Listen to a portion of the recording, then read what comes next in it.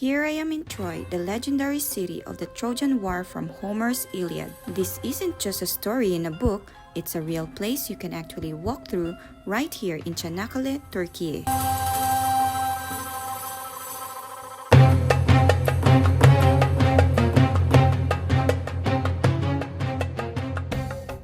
Troy is over 4,000 years old with 9 different layers of civilizations built on top of each other, rediscovered in the 1870s by a German archaeologist obsessed with Homer. This place is filled with both real history and legendary tales. But the big questions remain. Is Troy really worth visiting? Was the Trojan War real? Did a wooden horse ever exist? That's what I'm here to find out.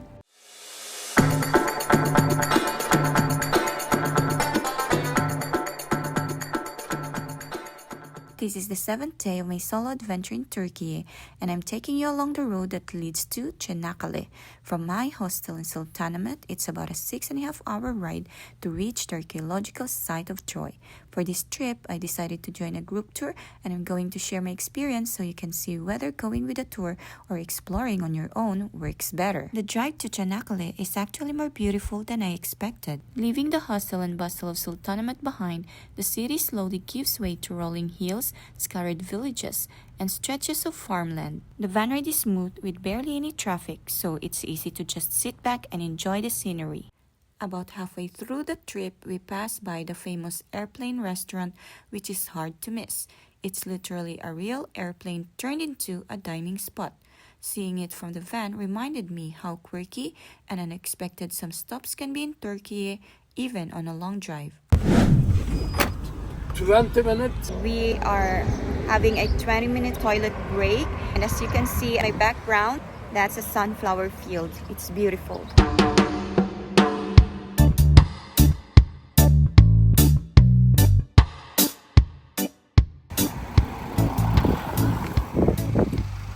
We arrived at our second stopover, where we got registered and were then taken to a local restaurant.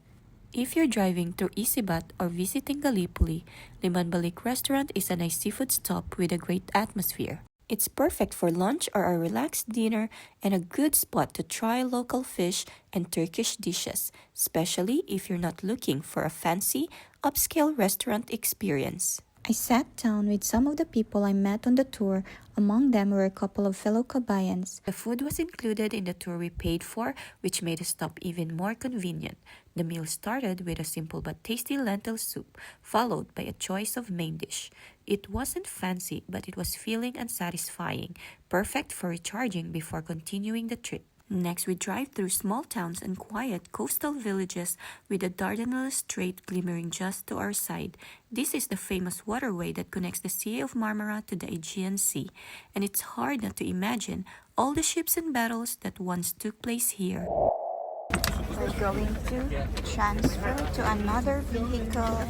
At first, I thought we were just being transferred to another van, but I was surprised when we were led straight to Kilitbahir, where a massive ferry was waiting to take us across to Çanakkale. It instantly reminded me of the Ro-Ro ferries back in the Philippines, where cars and buses roll right onto the ferry. But what really caught me off guard was just how huge this ferry was. It looked almost brand new, and there weren't many passengers at this time, which made the whole experience feel calm and spacious. The ferry ride itself is pretty quick, around 15 to 20 minutes, and before you know it, you're already on the other side in Çanakkale. People were already lined up to exit as the ferry finished unloading, and from a distance, I could see the Çanakkale ferry port slowly coming into view.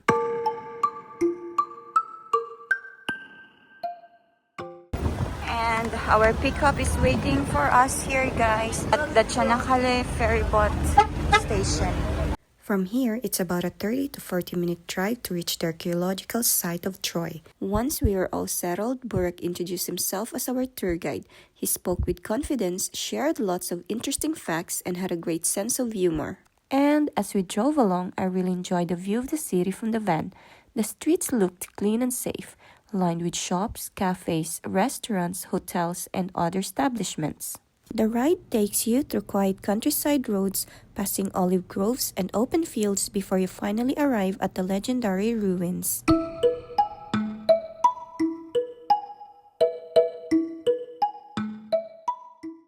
All roads lead to Rome, or so the Romans say. But here in Çanakkale, I spotted a billboard that flips the script. It proudly says, "All roads begin at Troy."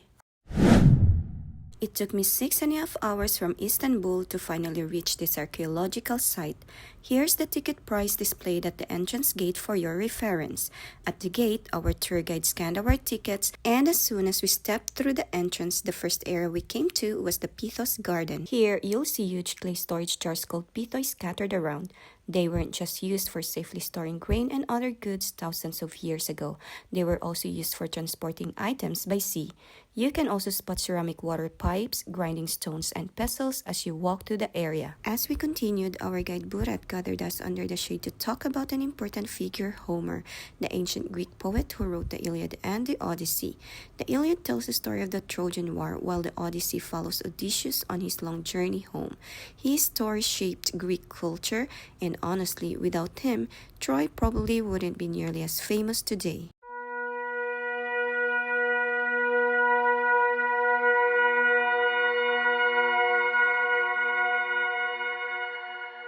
What you're seeing right now is believed to be the actual ruins of ancient Troy.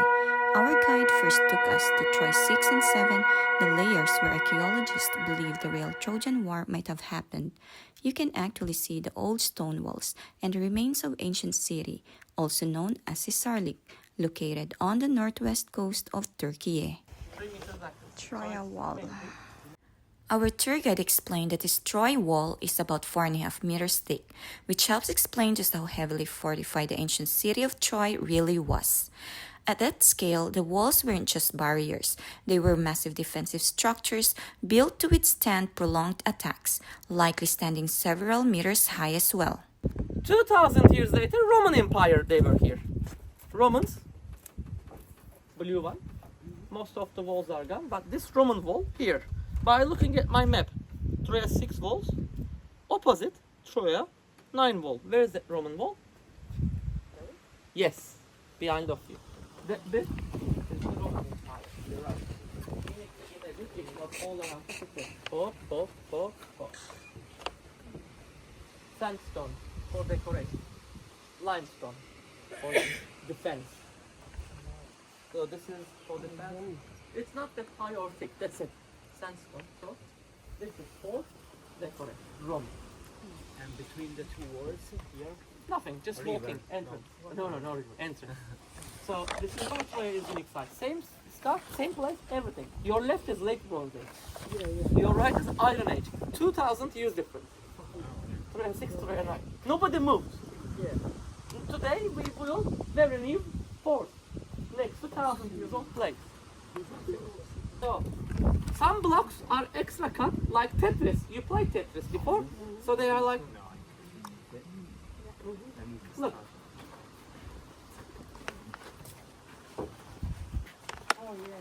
Like Tetris blocks, they are locked to each other. See? Hoop. Yeah. You said like Incas. Did I understand that? Yeah. Yes, Inca, same. But Inca, 1200, 1400 AD. Yeah. This is 1000 BC. And they have only bronze tools. So, you know bronze. Amazing. Inca, they have iron already. So this is why Rustem told me, Burak, this is late Bronze Age. With bronze tools, limestone. How the hell they cut them this well? So this is quite advanced. Magic. Aliens! Aliens! Okay, that was it. Borak explained that after the original Bronze Age city of Troy, the site was later reused and occupied during Roman times. Many of the original ancient defensive walls are no longer intact. Troy was rebuilt many times, so archaeologists identify multiple city levels stacked on top of each other. This is east. This is East Gate. But Rustam, my friend, do you know what my archaeologist friend they call East Gate? Well-defended gate. The reason is this. Gate is there. Trojans, they built wall and made corridor here. One more gate here. We are the enemies. What do you need to destroy the gate in Bronze Age? A few languages I know. Italian and Spanish, if I'm not wrong, similar. Ariete. Ariete. Yeah. You need to teach me. In English I know, and German I know. English. Battering. Like a battering Oh, ram? yeah. Battering ram. Yeah. You know what's battering ram? Yes. Yep. As we passed through the east gate of ancient Troy, one question kept coming to my mind. How was the city ever conquered? Our guide Burak explained it brilliantly. At first glance, an attacking army might think victory was within reach. Armed with a massive battering ram, they could smash through the outer gate. But that was only the beginning of Troy's ingenious defense system. Beyond the first gate lay a narrow stone corridor leading to a second gate. To reach it, attackers had to make an almost 90-degree turn. The problem? A huge battering ram couldn't navigate the corner. Soldiers would be forced to abandon their most effective weapon and squeeze into a confined space exposed from above. And waiting on the walls were Trojan archers ready to rain arrows down on anyone trapped below. The fortifications themselves were extraordinary for their time, walls up to 8 meters high, 5 meters thick, and stretching nearly a kilometer around the city. Built during the late Bronze Age, they protected a thriving settlement of thousands and stood as one of the ancient world's most formidable defensive systems. Standing there, walking through the same gateway that armies once faced, it became easy to understand why Troy earned its legendary reputation. And yet, despite these seemingly impregnable defenses, the city is said to have fallen after 10 years of war. So how did anyone ever get inside? If Troy was so well defended, how did anyone ever get inside after 10 years of war? Maybe that's why the story of the Trojan Horse became legendary. As we kept exploring Troy, we stopped to take in this amazing view of the plains surrounding the archaeological site. It was incredibly windy, and standing there made it easy to imagine what this place might have looked like thousands of years ago. One of the coolest things I learned is that this wasn't always farmland. Back in the Bronze Age, much of this area was actually much closer to the sea. Over time, rivers carried mud and sand into the bay, slowly filling it in and creating the fertile plains we see today. That's one reason Troy became so important. It was in the perfect spot for trade, connecting routes between Europe and Asia and giving the city access to both land and sea travel. Looking out across these peaceful fields, it's hard to believe this may have once been the settling for one of the most famous wars and legends in history. The view is beautiful today, but it also makes me wonder what life was like here thousands of years ago. This spot is the Temple of Athena. Perched at the highest point of the city, we found ourselves standing at what is believed to have been the Temple of Athena, one of the most important sacred places in ancient Troy. Although only ruins remain today, it's amazing to imagine what once stood here. Back in the day, this was the center of a major annual festival honoring Athena. Now under the tent restoration area. In Troya, if you look carefully, everywhere in Troya, there's one big one here.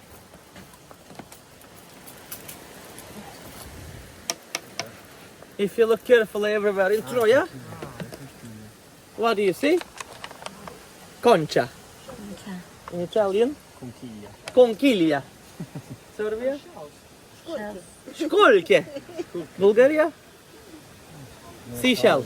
So everywhere seashells, it means long time ago Troya was next to The sea. Or I came here last night. Huh? Put this. Put everywhere. Probably. Yes, we can keep. Oh, very lucky boy. Only thing left in Troya after Henrik Schliemann, seashells and dogshots maybe. That's it. Burak continued explaining the archaeological layers and restorations of Troy. As we stood beside the reconstructed walls, he pointed out several small holes and asked us what we thought had caused them. After a few guesses, he revealed that they were made by wild wasps that had built nests inside the mud brick walls over the years. He then explained that most of the wall we were looking at was actually a modern restoration. The only original section was the stone foundation at the bottom, which dates back around 4,500 years. The upper portions had been carefully reconstructed based on archaeological evidence to help visitors visualize what the ancient fortifications may have looked like. Burak also spoke about the many layers of Troy and how the city was destroyed and rebuilt multiple times throughout its history. Several layers showed evidence of devastating fires, which is why some of the stones and mud bricks appear reddish-brown today. Archaeologists discovered that entire settlements had been built on top of the remains of earlier ones, creating the complex archaeological site we see today. Burak also explained that Troy too, one of the oldest cities built at the site, dates back to the early Bronze Age. This city was destroyed by fire and rebuilt several times, which is why it is sometimes called the Burnt City. The people lived in mud brick houses, but had a surprisingly advanced society for their time. He also shared the story of Heinrich Schliemann, who began excavating Troy in the 1870s. When Schliemann discovered burnt ruins and a famous treasure, he believed he had found the legendary Troy from the Iliad, and even claimed the treasure belonged to Helen of Troy and King Priam. However, modern archaeology later proved that Schliemann had actually uncovered Troy too, which is about 1,000 years older than the period traditionally associated with the Trojan War. At that time, Schliemann didn't have modern tools like carbon dating, so his mistake was understandable. Today, Troy too is often nicknamed Schliemann's Troy because it was the layer he mistakenly identified as Homer's Troy. The tour at what is believed to be the archaeological site of Troy honestly flew by without me even realizing it. It turned out to be almost an hour long. The whole site is mostly open space with very little shade, so it can get really hot under the sun. One thing I definitely recommend is coming prepared. Bring a hat, sunglasses, a bottle of water, and sunscreen to stay comfortable while walking around. I'd say I learned so much from this trip, way more than I expected. Honestly, getting a guide was one of the best decisions because they explain everything so much better than just reading signboards or reading info. Without a guide, you'd mostly just see ruins and guess what they mean, but with one, you actually understand the full story, what's original, what has been restored, and how each layer of Troy connects to thousands of years of history. It turns the visit from just looking at old stones into something more meaningful, like you're slowly uncovering the past as it's being explained right in front of you. As for me, Troy is really worth visiting if you're interested in history, archaeology, and ancient legends. While the ruins may not look as impressive as other famous archaeological sites, they tell the story of a city that was destroyed and rebuilt many times over thousands of years. Guys, that is the horse that they are rebuilding right now. What's at the site today is just a modern replica, built for visitors so they can visualize the legend and take photos. But nothing like a wooden horse has ever been discovered. And the last part of our tour surprised me the most because I didn't expect what I saw here to actually make me go wow. Borak gave us a quick walk around the city center and we stumbled upon the wooden horse prop from the movie Troy. The Trojan Horse. Seeing it up close made the legend feel more real in a way, even though it's actually just a film prop and not the original Trojan horse from mythology. Yes, you heard me right. This giant wooden horse was used in the 2004 film Troy, starring Brad Pitt, and after filming, it was gifted to Çanakkale and placed by the waterfront as a tourist attraction. Actually, the scene in both the literature and the movie where they built the wooden horse and used it to enter and defeat the kingdom of Troy was one of my favorite parts of the story. According to the ancient legend, the Greeks built a massive wooden horse large enough to hide soldiers inside and left it outside the gates of Troy as a fake peace offering. Once the horse was brought into the city, the hidden soldiers emerged at night, opened the gates for the Greek army, and the city of Troy fell. As today, this wooden horse prop is one of the main attractions in Çanakkale. It's about 30 to 36 feet and hollow inside, so you can actually go in, climb up, and check it out from within. It's also a popular photo spot, and honestly, it's one of those places that makes the whole Trojan Horse story feel a bit more real when you see it up close.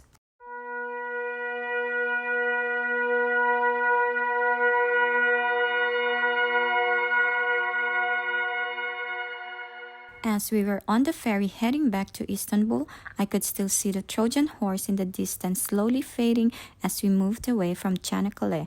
It was such a beautiful view, standing on the deck with the wind hitting my face while the city got smaller and smaller behind us. Then, seeing these beautiful Turkish women dancing with the bride on board made it feel like the perfect ending to the trip. It really felt like I was leaving behind a place full of history, stories, and surprises that I honestly didn't expect at all. And that's it, guys, for today's video. I hope you enjoyed my solo travel adventure here at the archaeological site of Troy. And if you like this video, consider